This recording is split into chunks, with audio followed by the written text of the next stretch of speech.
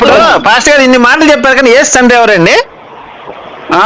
యేసు తండ్రి నేను ఎవరు చూడలేదు. ఆయన అమరత్వంలో ఉన్నాడు, సామ్యూయల్ గారు అమరత్వంలో ఉన్నాడు, పరలోకంలో ఉన్నాడు. ఉన్నాడులే గానీ ఎక్కడికి పోడలే కానీ ఆయన ఉంటే అక్కడే ఉంటాడులే గానీ ఇప్పుడు యేసు తండ్రి ఎవరండి? సామ్యూయల్ గారు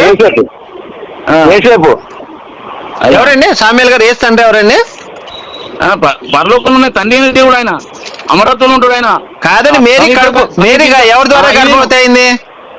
సమీపించడానికి చేస్తున్నా తండ్రి కాదండి, పంపించిండు.